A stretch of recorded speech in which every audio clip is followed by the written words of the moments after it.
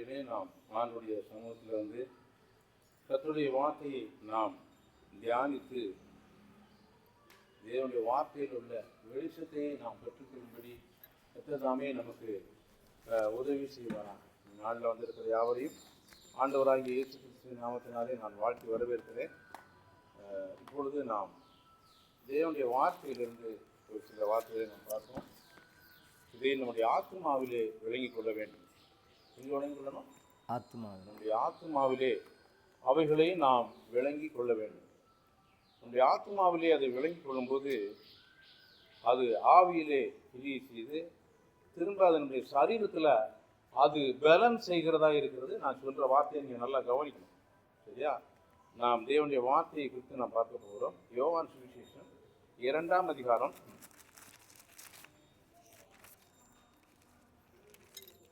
2 வசனங்களை நீங்கள் உங்களுடைய கற்பனையை தூண்டி உங்களுடைய கற்பனையிலே நீங்கள் அவைகளை பார்க்க வேண்டும், சரியா? இந்த சம்பவங்களை, வேதத்தின் சத்தியங்களை, நடந்த காரியங்களை, நடந்திருக்கிற காரியங்களை, உங்களுக்கு தேவன் செய்திருக்கிற காரியங்களை நீங்கள் எங்கே பார்க்கணும்? ஃபர்ஸ்ட்டில் சொல்லுவாப்பா, அதில் கவனி. எங்கே பார்க்கணும்? உங்களுடைய ஆத்மாவில் உணர்ந்து கற்பனையில் பார்க்க வேண்டும். எப்படின்னா, பூமி உண்டாக கிடவுது அப்படின்னா அவருக்கு முன்னாடி பூமி எப்படி இருக்கணும்னு என்ன பண்ணாரு? கற்பனை பண்ணார். நீங்கள் ஒரு வீடு கட்டினீங்கன்னா அந்த வீடு எப்படி இருக்கணும்னு என்ன செய்றீங்க? கற்பனை பண்ணுறீங்க. அதே மாதிரி இந்த வார்த்தையை நீங்கள் என்ன செய்யணும்? கற்பனை பண்ண வேண்டும். எப்படி இருந்தது, அது எப்படி இருந்ததோ அப்படியே நீங்கள் கற்பனை பண்ண வேண்டும். அப்படி இந்த கற்பனை திறன் கொடுத்திருக்கிறது யாருக்கு மட்டும்தான் கர்த்தர் கொடுத்திருக்கிறான்னா மனுஷர்களுக்கு மட்டுமே கர்த்தர் கொடுத்திருக்கிறார். மிருகங்களுக்கு கற்பனை திறன் அல்ல. உங்களுக்கு அந்த கற்பனை திறனை நீங்கள் பயன்படுத்த வேண்டும், சரியா? இப்போ 2ஆம் அதிகாரத்தில் 22, 23 இந்த 2 வசனத்தையும் வாசிக்கலாம். அவர் இப்படி சொன்னதை அவர் மருத்துவரிலிருந்து எழுந்த பின்பு அவருடைய சீசர்கள் நினைவு கூர்ந்து வேத வாக்கியத்தையும் இயேசு சொன்ன வசனத்தையும் விசுவாசித்தார்கள். எப்பொழுது? உயிர்த்தெழுந்த இயேசு மரித்து உயிர்த்தெழுந்த பின்பு அவர் வேத வாக்கியங்களையும் இயேசு சொன்ன வசனத்தையும் விசுவாசித்தார். இயேசு கூட இருக்கும்போது அநேக ஜனங்கள் அற்புதங்களை கண்டார்கள், அதிசயங்களை கண்டார்கள். இயேசு மரித்த பின்பு அவர்களெல்லாம் என்ன செஞ்சாங்க? போயிட்டாங்க. அவர் மரித்த பின்பு அவர் சொன்னதை நினைச்சு விசுவாசித்தவங்க யாரு? சீசர். இன்னைக்கு நம்ம பாருங்க, அவங்க எதை விசுவாசித்தாங்க? இயேசு சொன்ன வசனத்தையும் வேத வாக்கியத்தையும் இயேசு சொன்ன வசனம். இந்த 2 காரியம், வேத வாக்கியம், இயேசு சொன்ன வசனம். வேத வாக்கியம் என்பது பழைய ஏற்பாட்டு தீர்க்கதரிசன வார்த்தை, சரியா?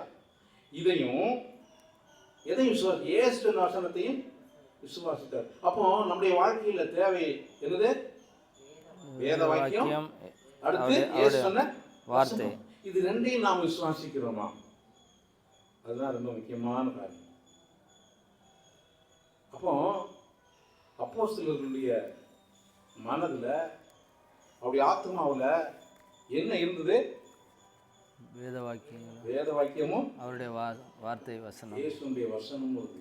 அதை விசுவாசித்தார். இப்போ அவர் இல்லை, ஆனால் என்ன இருக்கு?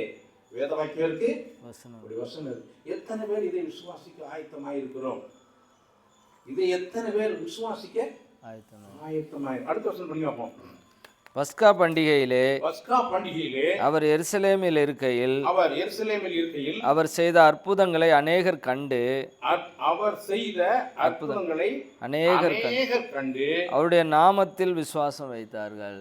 இதெல்லாம் பாருங்க, அவர் உயிரோடு இருக்கும்போது அவர் செய்த அற்புதங்களை கண்டு, அப்படிதான் இருக்கு. அவர் செய்த அற்புதங்களை அநேகர் கண்டு அவருடைய நாமத்தில் விசுவாசம் வைத்தார். இந்த 2 பகுதியை நம்ம பார்க்கிறோம். இப்படியே இயேசுனுடைய சீஷர்கள் மரித்து உயிர்த்தெழுந்த பின்பு வேத வாக்கியத்தையும் இயேசு சொன்ன வசனங்களையும் விசுவாசித்தார்கள். ஆனா இவங்க எதை கண்டு விசுவாசிக்கிறாங்க? அவர் செய்த அற்புதங்களை கண்டு அநேகர் விசுவாசித்தார்கள். சரி, இந்த அநேகர் அற்புதங்களை கண்டு விசுவாசித்தவர்கள் எல்லாம் அவர் மரித்து உயிர்த்தெழுந்த பின்பு வேத வாக்கியத்தையும் இயேசு சொன்ன வசனங்களையும் அவங்க விசுவாசித்தாங்களா என்பது கேள்விக்குறிதான். சரியா, நமக்கு தெரியாது. எனவே நான் அவங்க விசுவாசிக்கல அப்படின்னு நான் சொல்ல வரல, அல்லது விசுவாசித்தாங்கன்னு சொல்ல வரல. ஆனால் வேதம் சொல்லப்பட்டிருக்கிறது உங்களை குறித்து என்னை குறித்து இப்படி சொல்ல முடியுமா? இப்போ நாம எதை விசுவாசிக்கணும்? வேத வாக்கியங்களையும் அவருடைய வசனங்களையும். அடுத்த வசனம் படிங்க.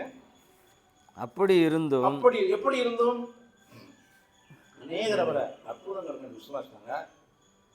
அவர் செய்த காரியங்கள் அநேகர் விசுவாசித்தாங்க. அப்படி இருந்தும் இயேசு எல்லாரையும் அறிந்திருந்தபடியால் அவர்களை நம்பி இணங்கவில்லை. அவர்களை நம்பி இணங்கவில்லை என்று யோவான் எழுதியிருக்கிறார். பரிசுத்த ஆவியானவர் யோவான் மூலமா எழுதியிருக்கிறார். அப்போ இன்றைக்கு உங்களையும் என்னையும் அவர் நம்பி இணங்குவாராம். உங்களையும் என்னையும் நம்பி இணங்குவாராம். கேள்வி சரியா? ஏன்னா அவர் எல்லாரையும் அறிந்திருந்தபடியால் அவர்களை நம்பி இணங்கவில்லை. அப்ப இயேசு எல்லாரையும் நம்பி என்ன செய்ய மாட்டாரு? இணங்க மாட்டாரு. நல்லா புரிந்து கொள்ளுங்க. அற்புதம், அதிசயம் இதை பார்த்தே போய்கிட்டு இருக்க நம்பி அவர் இணங்க மாட்டாரு. வசனம் சொல்லுது, வார்த்தை சொல்லுகிறது, வார்த்தை மாறாதது. எனவே நாம் எதன் பின்பாய் ஓடிக்கொண்டிருக்கிறோம்? சொல்லுங்க.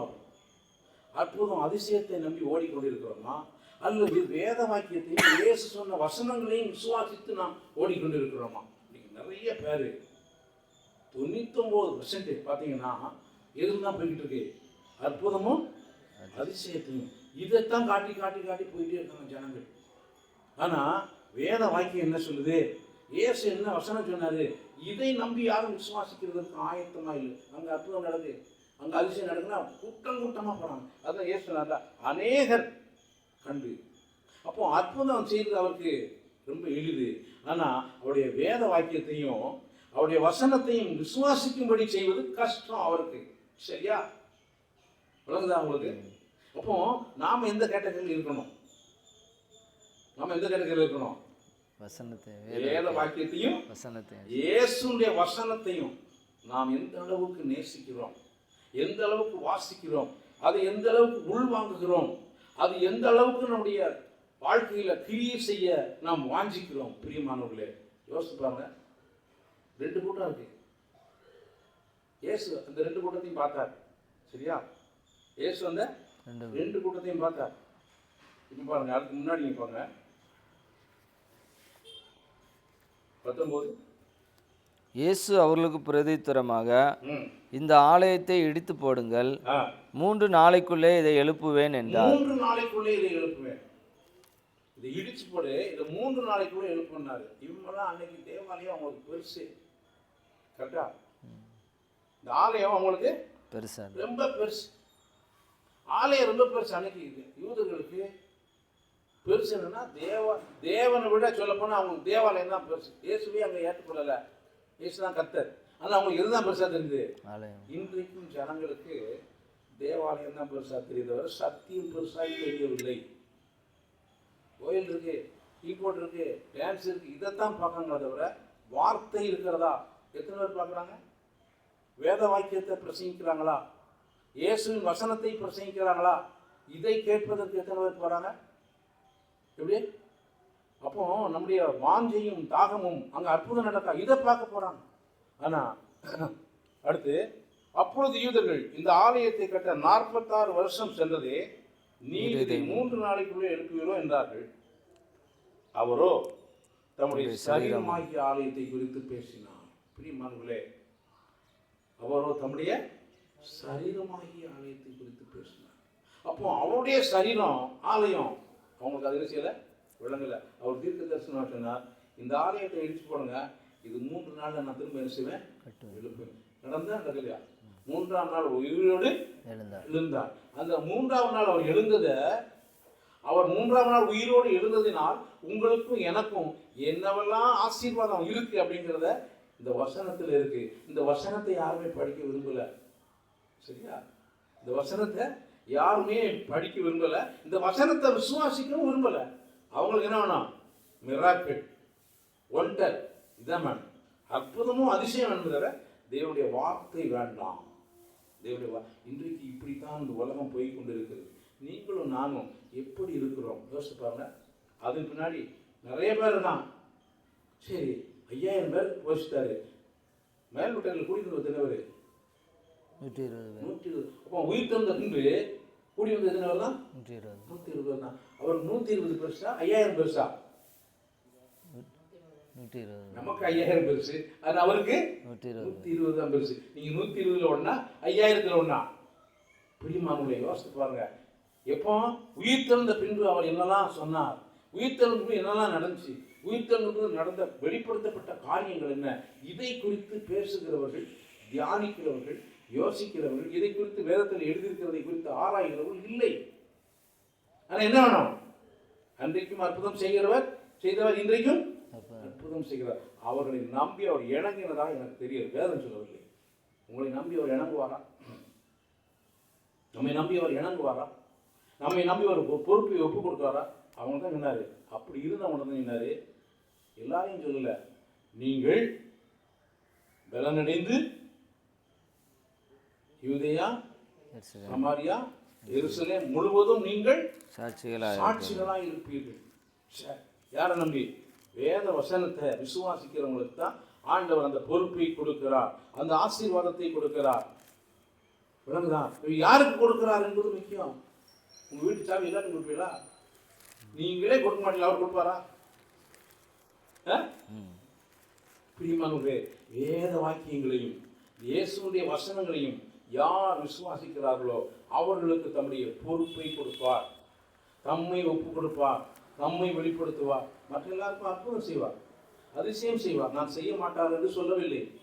கண்டிப்பா செய்வார், கண்டிப்பா சொல்லுவார். உங்களுக்கு எது வேணும்? உங்களுக்கு வேத வசனமும் வேத வாக்கியம் வேணுமா, இயேசு வசனம் வேணுமா, அற்புதம் வேணுமா? ஆனா வேத வாக்கியம் வேணும், இயேசு சொன்ன வசனம் வேணும்னா உனக்கு அற்புதம் தன்னால நடக்கும். பேர் சிறைச்சாலையில் படுத்திருந்தான், அவன் அற்புதத்துக்காக ஜெயிக்கல. அற்புதம் நடக்கா இல்லையா?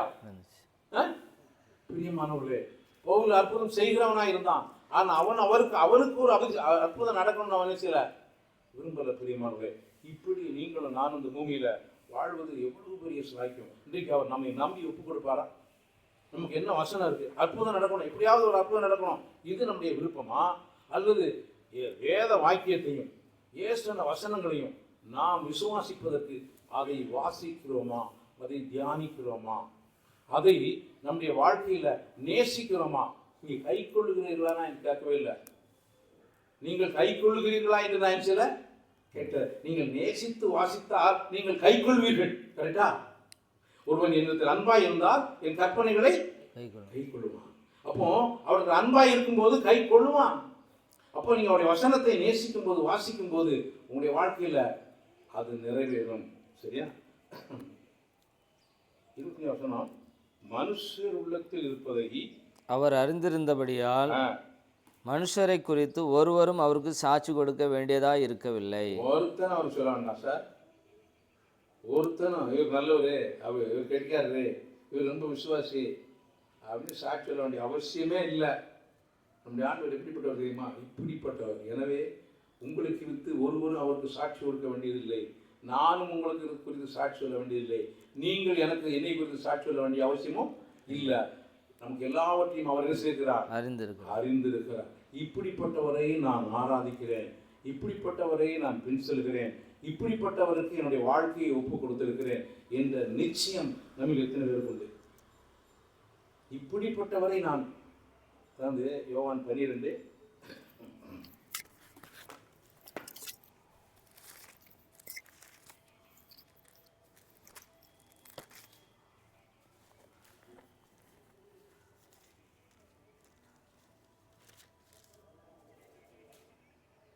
37. அவர் ம். இத்தனை அற்புதங்களை அவர்களுக்கு முன்பாக செய்திருந்தும் இவர் இத்தனை அற்புதங்களை அவர்களுக்கு முன்பாக செய்திருந்தும் அவர்கள் அவரை விசுவாசிக்கவில்லை. அல்லேலூயா. அல்லேலூயா. அப்போ அற்புதம் விசுவாசிக்காதனால அற்புதம் வரல. அப்போ இதெல்லாம் நடந்தது, விசுவாசத்தினால அற்புதம் நடந்தது.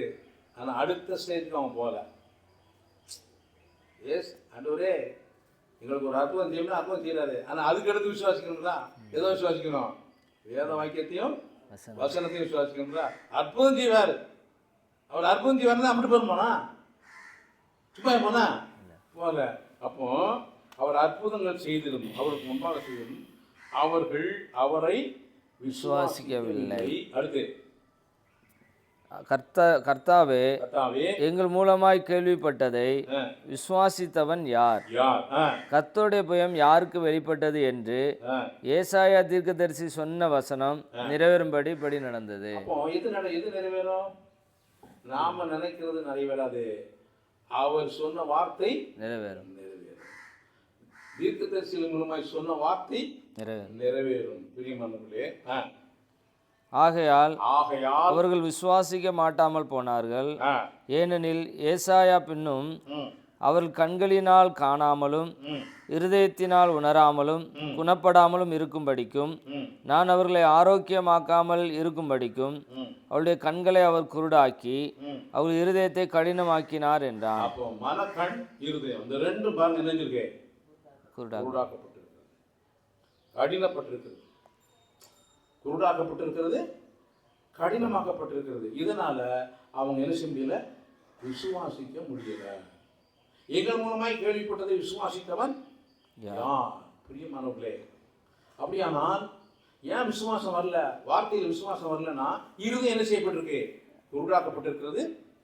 இத்தனை பேருக்கு இந்த உணர்வு, ஆண்டவரே என் இருதயம் குருடாக்கப்படக்கூடாது, என் இருதயம் கடினமாக இருக்கக்கூடாது. இந்த ரெண்டு காரியமும் என் வாழ்க்கையில் நடந்துடக்கூடாது. ஆண்டவரே, இன்னைக்கு உலகத்தில் எத்தனையோ சுகவீனங்கள் இருக்கிறது, பலவீனங்கள் இருக்கிறது. ஆனால் எல்லாத்தையும் விட மோசமானது தெரியுமா? இருதய கடினமும் மன குருடும். உட்காந்துருக்கே, அவர் இருதயத்தை கடினமாக்கினார், அவர் கண்கள். அப்போ மனக்கண் குருடாகியிருப்பதும் அவருடைய இருதயம் கடினமாக இருப்பதும் உலகத்திலே மோசமான காரியம். விளங்குதா? ஆனால் யாரும் இதை திருத்தி யோசிக்கிறதே இல்லை. என் இருதயம் எப்படி இருக்கு? கடினமாக இருக்கா? அல்லது என் மனக்கண் தேவனுடைய வார்த்தையை பார்க்கும்படி தெளிவாக இருக்கா அப்படின்னு யாருமே யோசிக்கிறதே இல்லை. ஆனால் இது ரெண்டும் அடுத்து ஏசாயா அவருடைய மகிமையை கண்டு அவரை குறித்து பேசுகிற போது இவைகளை சொன்னான். அல்லேலூயா. அப்போ அவன் எதை பார்த்தான்? அவருடைய மகிமையை பார்த்தான், மனுஷனுடைய மகிமையை இல்லை. இன்னைக்கு எல்லாரும் அவருடைய மகிமையை பார்ப்பதை பார்க்கணும். இந்த உலகத்தில் பாருங்க, உலகத்தை இவ்வளவு பெரிய உலகத்தை தேவன் அழகழகாய் பார்த்து உண்டாக்கி இருக்கிறார். இந்த மகிமையை பார்க்கலும் மனுஷன் சில காரியங்களை செய்யலாம்.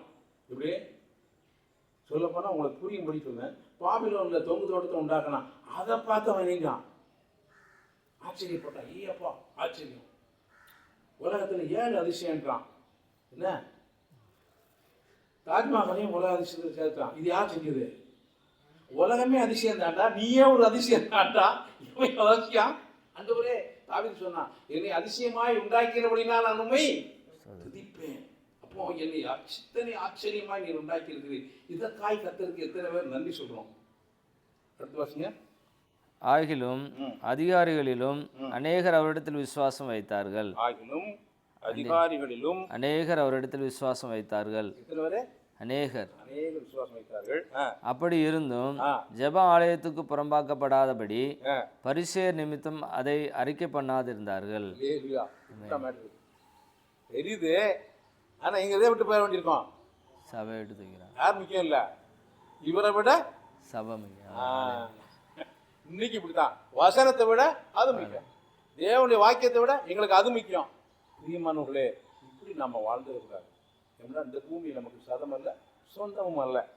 இதுதான் வந்திருக்கிறோம், இதை விட்டு ஒரு நாள் போவான். எப்படி இருந்தாலும் இந்த பூமியை விட்டு போவான். அன்னைக்கு போய் என்ன செய்வான்? அன்னைக்கு போய் இப்படிதான் இருக்குமே அப்படின்னு வருத்தப்பட்ட திரும்ப எனக்கு வரப்போறதே இல்லை. பிரியமானவர்களே, அடுத்த வருஷம் அவர்கள் தேவனால் வருகிற மகிமையிலும்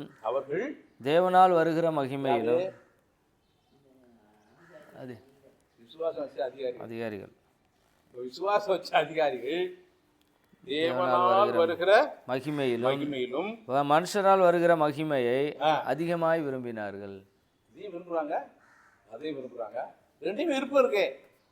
ஆனா எதுல அதிக விருப்பம் இருக்கு? மனுஷனால். அப்போ தேவனால் வருகிற மகிமையிலும் மனுஷரால் மகிமையை அதிகமாய் விரும்பும். அப்போ மகிமை தேவனால் வருகிறது. ஆனா அதை விட நமக்கு எது முக்கியம்? இருக்கு. இன்னைக்கு பாருங்க, நம்ம வாழ்க்கையை ஆராய்ந்து பார்க்கணும். வேத வசனத்தை வச்சு தான் நம்மளை நிதானிக்கணும், வேற நம்மளை வச்சுக்கிட்டு வேத வசனத்தை நிதானிக்கூடாது. வேத வசனத்தை வைத்து நம்ம என்ன செய்யணும்? நிதானிக்க வேண்டும். பிரியமானவர்களே, நல்ல யோசிக்கணும். இந்த வேத வாக்கியம், இயேசு வசனம், அப்போஸ்தலரால் எழுதப்பட்ட தேவனுடைய வார்த்தை, இதை நாம் விசுவாசிக்கிறோமா? இதை வாசிக்கிறோமா? பேதுரு சொன்னா, எல்லாரும் போறாங்க, நீங்களும் போய்விட மனதாக இருக்கிறீங்களா அப்படின்னு சொன்னது பேதுரு என்ன வார்த்தை சொன்னா தெரியுமா? நித்திய ஜீவ வசனங்கள் உம்மிடத்தில் உண்டே, யாரிடத்தில் போவோம்? அப்போ அவன் எதுக்கு போனான்? அற்புதம் அதிசயத்துக்கு போகல. அவன் எதுக்கு போனான்? நித்திய ஜீவ வசனங்கள். இன்னைக்கு எத்தனை பேர் அந்த நித்திய ஜீவ வசனங்களை தேடி தேவனை தேடி சபைக்கு போகிறார்கள்? யோசிப்பாங்க. இப்போ நம்முடைய வாழ்க்கையை யோசித்து பார்த்தோம். இப்படி போனோம், இப்படி போனா நம்ம வாழ்க்கை பயப்படாம, கவலைப்படாம, தைரியமாய், நம்பிக்கையா இருக்கு. இப்போ யோவான் 4:41, யோவான் 4:41. அப்பொழுது அவருடைய உபதேசத்தின் நிமித்தம் இன்னும் அநேகர் பேர் விசுவாசித்து அந்த சிறியை நோக்கி, உன் சொல்லி நிமித்தம் அல்ல, அவருடைய உபதேசத்தை நாங்களே கேட்டு அவர் மெய்யாய் கிறிஸ்துவாகிய உலக இரட்சகர் என்று அறிந்து விசுவாசிக்கிறோம். உபதேசத்தை கேட்டு அற்புதத்தை கண்டல்ல. எதை கண்டல்ல? அற்புதங்களை கண்டல்ல, அவருடைய உபதேசத்தை நாங்களே கேட்டு. எத்தனை பேர் அவருடைய வார்த்தையை, அவருடைய உபதேசத்தை நாம் கேட்டு அல்லது வாசித்து அவரை மெய்யாகவே கிறிஸ்து என்று அறிந்திருக்கிறோம். எனக்கு ஒரு அற்புதம் செஞ்சாரு, அவர் தான் ஆண்டவர், அதனால அப்படின்னு நிறைய பேர் நினைக்கிறாங்க. ஆனா அவருடைய வார்த்தையை அநேகர் படிப்பதே இல்லை, அவருடைய வார்த்தையை வாசிப்பதே இல்லை, அவருடைய வார்த்தையை நேசிப்பதே இல்லை. நல்லா புரிந்து கொள்ள வேண்டும். அற்புதம், அதிசயம், அவருடைய வார்த்தை, இது ரெண்டையும் நீங்க புரிந்து, வார்த்தையா அற்புதம் எது முக்கியம்னா இதெல்லாம் ஒளிஞ்சு போகும். தேவனுடைய வார்த்தை ஒரு நாள் என்ன செய்யாது. அப்போ ஒளிந்து போகாத ஒன்றை தேடுகிறோமா, ஒளிந்து போகிற ஒன்றை தேடுகிறோமா? 4ஆம் அதிகாரம், யோவான் 4ஆம் அதிகாரம்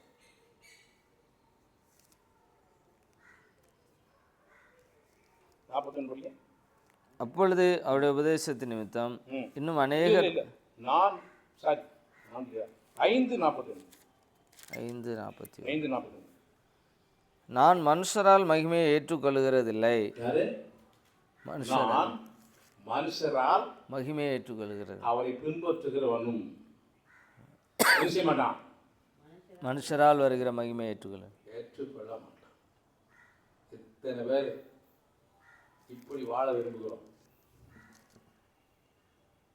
பார்த்தோம், அதிகாரிகள் அநேகர் விசுவாசம் வைத்தார்கள்.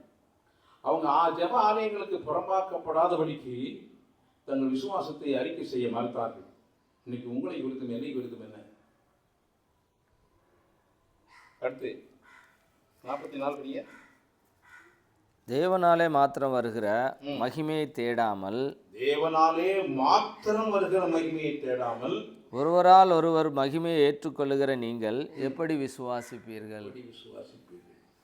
எப்படி விசுவாசிப்பீர்கள்? அப்போ தேவனாலே மாத்திரம் வருகிற மகிமையை தேடுகிறவன் தான் அவரை என்ன செய்ய முடியும்? விசுவாசிக்க முடியும். யோசிப்பாங்க. அதனால்தான் தேவனுடைய வார்த்தை ரொம்ப முக்கியமானது. தேவனுடைய வார்த்தை ரொம்ப முக்கியமானது. வேத வாக்கியம் முக்கியமானது. எனவே நம்முடைய வாழ்க்கையில் எதற்கு இம்பார்ட்டன்ட் கொடுக்குறோம், எதற்கு முக்கியத்துவம் கொடுக்குறோம்? அற்புதம், அதிசயமா தேவனுடைய வார்த்தையா? நீங்கள் தேவனுடைய வார்த்தைக்குள்ள அற்புதமாக அதிசயமும் இருக்கு. தேவனுடைய வார்த்தையில் வேத வாக்கியத்திலையும் இயேசுடைய அற்புதம் அதிசயமும் இருக்கு. சரியா? கிரீம் வாங்கிட்டு போகக்கூடாது. கேக் வாங்கினா என்ன இருக்கு? கிரீம் இருக்கு. கிரீமா சாப்பிட்டா என்ன ஆகும்? இப்படித்தான் பிரியுமா? நம்முடைய வாழ்க்கையில் தேவனுடைய வார்த்தைக்கு முக்கியத்துவம் கொடுக்குறோமா? தேவனுடைய வார்த்தையை நாம் நேசிக்கிறோமா? தேவனுடைய வார்த்தையை நாம் விரும்புகிறோமா? பாருங்க, எரேமியா 6:10.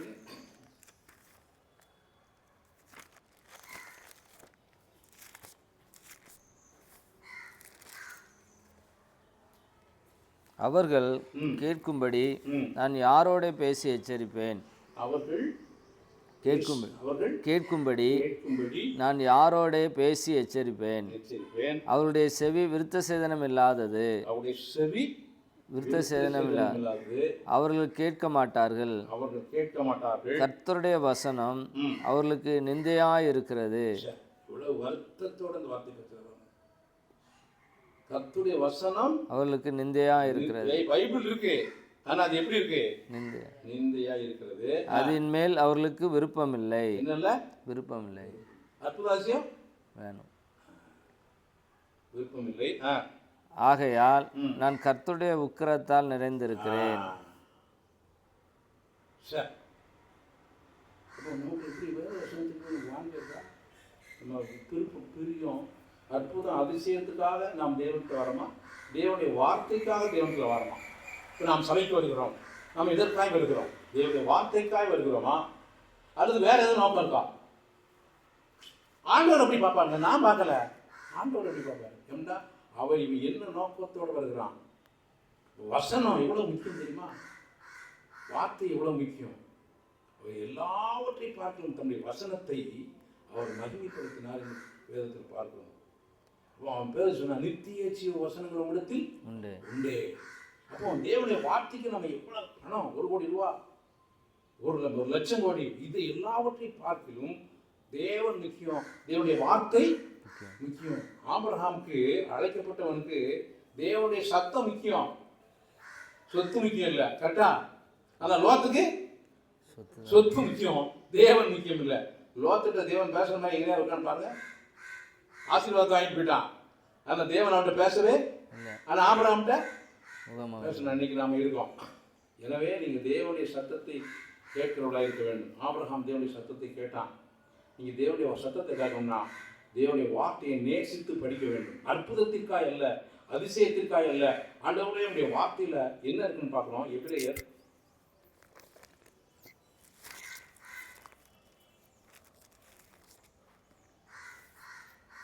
4ஆம் அதிகாரம்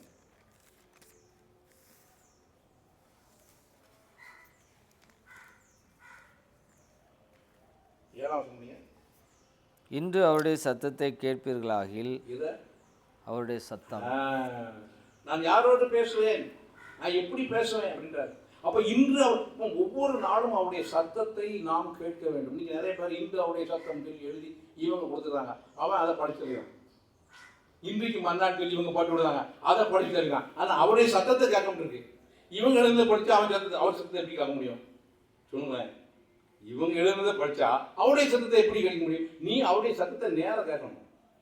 இன்று அவருடைய சத்தத்தை கேட்பீர்களாகில் உங்கள் இருதயங்களை கடினப்படுத்தாதிருங்கள் என்று வெகு காலத்திற்கு பின்பு தாவீதின் சங்கீதத்திலே சொல்லியிருக்கிறபடி இன்று என்று சொல்வதினாலே பின்னும் ஒரு நாளை குறித்திருக்கிறார். பின்னும் ஒரு நாள், இந்த நாள், அந்த நாள், இந்த நாள் உங்களுக்கு நடக்கும். இந்த நாள் ரட்சணியத்தின் நாள். அப்போ அவருடைய சத்தத்தை நீங்கள் கேட்க வேண்டும். 12 படிங்க. தேவனுடைய வார்த்தையானது. அப்போ அவர் பேசும்போது எப்படிதான் வரும்? வார்த்தை தான் வரும். பேசும்போது சத்தம் வரும். சத்தம் இல்லை, சும்மா சத்தம் இல்லை, அது வார்த்தை.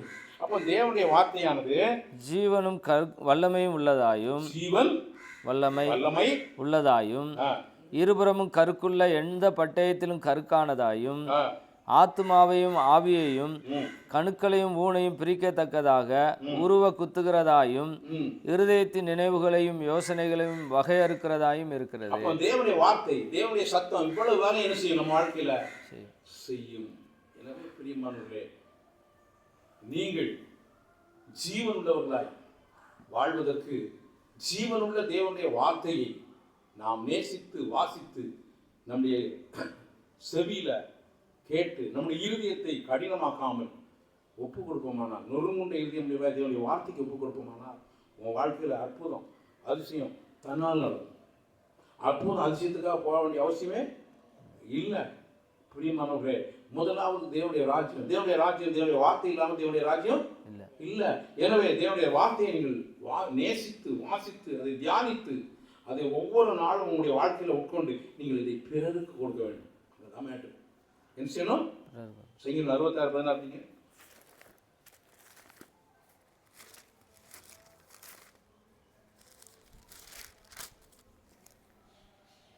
தேவனுக்கு பயந்தவர்களே, தேவனுக்கு பயந்தவர்களே, நீங்கள் எல்லாரும் வந்து கேளுங்கள். கேளுங்கள், அவர் என் ஆத்துமாவுக்கு செய்ததை சொல்லுவேன். சொல்லுவேன். அவர் என் ஆத்துமாவு, அவர் என் சரீரத்திற்கு அல்ல.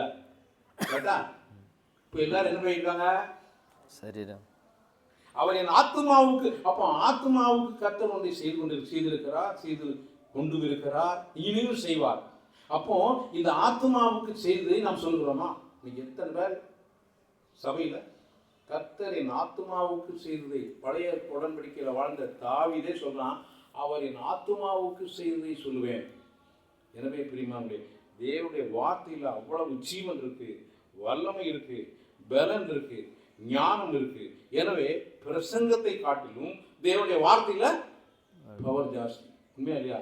நிறைய பேர் என்ன பண்ண கை வைக்க புஷ் சொல்றான். அப்ப இவங்களுக்கு வேத வசனத்தோட இவங்க கையில பவர் இருக்கு. அப்படித்தான் உண்மையா இல்லையா? புஷ் அப்படின்னா அவ்வளவுதான். இப்போ பவர் எங்க இருக்கு? பைபிள் இருக்கா, கையில் இருக்கா? கையில இருக்கு. அப்போ இதை படிக்க முடியுமா? இப்படிதான் அவ்வளவு பேர் ஆகிறாங்க. எனவே பிரியமானவர்களே, நல்லா புரிந்து கொள்ளுங்க, தேவனுடைய வார்த்தை ஜீவன் உள்ளது. சங்கீதம் 1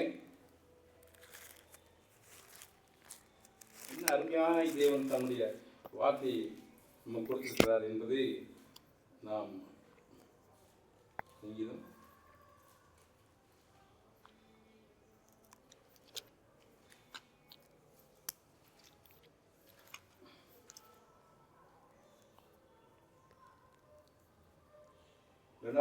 கர்த்தருடைய வேதத்தில் பிரியமாயிருந்து, வேதத்தில் பிரியமாயிருந்து, வேதத்தில் பிரியமாயிருந்து படிக்க முன்னாடி இருக்கணும், பிரியம் இருக்கும். பிரியம். சரியா? இரவும் பகலும் அவருடைய வேதத்தில் தியானமாக இருக்கிற மனுஷன் பாக்கியவான். பாக்கியவான். நீ படிச்சா நீ எங்க வர முடியும்? தியானத்துக்கு வர முடியும். அடுத்து, அவன் நீர்க்கால்களின் ஓரமாய் நடப்பட்டு தன் காலத்தில் தன் கனியை தந்து. அப்போ அது எப்போ நடக்கும்? அந்தந்த காலத்தில் தான் நடக்கும். நம்ம என்ன நினைக்கிறோம்? உடனே நடக்கும் நினைக்கும். அதுதான் பிரச்சனை. தன் காலத்தில் தன் கனியை தந்து இலையுதிராது இருக்கிற மரத்தை போல் இருப்பான். அவன் செய்வதெல்லாம் வாய்க்கும். அவன் செய்வதெல்லாம் வாய்க்கும். துன்மார்க்கரோ அப்படி இராமல். எப்படி இராமல்? மேல சொன்னபடி இராமல். அவன் கர்த்தருடைய வேதத்தில் பிரியமா இருக்க மாட்டான். கரெக்டா? என்ன? அப்படி இருக்க மாட்டான். அவனால முடியாது. சரியா? காற்று பறக்கடிக்கும் பதரை போல தெரியுமா? பாத்தீங்கன்னா இங்க வந்து அடிக்கும்போது இருந்துப்போம். காற்று அண்டா கடிச்சா போவோம், மேலா படிச்சா மேலேங்க. இப்படி இருக்கக்கூடாது, இப்படி நானும் இருக்கக்கூடாது, நீங்களும் இருக்கக்கூடாது அப்படின்றாரு. பதரை பார்த்தா யாரை பார்க்கலாம்?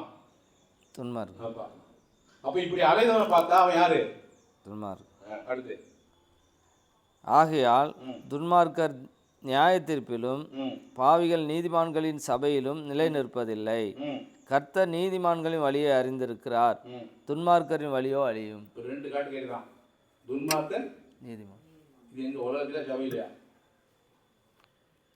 உலகம் சொல்லுங்க, இது உலகத்திலே சபையிலையா? உலகத்துக்கு என்ன தெரியும்? இது சபையில தான். சபைக்கும் வந்துட்டோம். தேவனுடைய வார்த்தையை நேசித்து படித்து தேவ சத்தத்தை கேட்டு நடக்காம போனால் அவன் துன்மார்க்கன். பிரியமாக இருந்து வாசித்து அவருடைய சத்தத்தை கேட்டு நடந்தோம்னா அவன் யாரு? நீதிமான். அவ்வளோதான் மேட்ரு. அவன் நீதிமான். நீதிமான் சொல்றதுக்கே இப்போ என்ன செய்தாங்க? பயப்படுறான். தைரியம். நீதிமான் சிங்கத்தை போல தைரியமாக இருப்பான். பிரியமானவர்களே, எனவே நாம் வந்து தெளிவாக புரிந்து இந்த நாளில் என்ன செய்யணும்? வேத வாக்கியத்திற்கும் இயேசுவின் வசனத்தையும் நாம் நேசித்து அதை விசுவாசித்து அதோடு நீங்கள் கனெக்ட் ஆகிட்டீங்கன்னா உங்கள் வாழ்க்கையில் அற்புதமும் அதிசயமும் தன்னால் நடக்கும். எப்படி நடக்கும்? தன்னால் நடக்கும். முதலாவது தேவனுடைய ராஜ்யத்தின் நீதி, அப்பொழுது இவையெல்லாம் உங்களுக்கு கூட கொடுக்க. ஆமென். கர்த்தர் தாமே இந்த வார்த்தைகளின்படி நம்முடைய ஆத்மாவை வழிநடத்துவார்.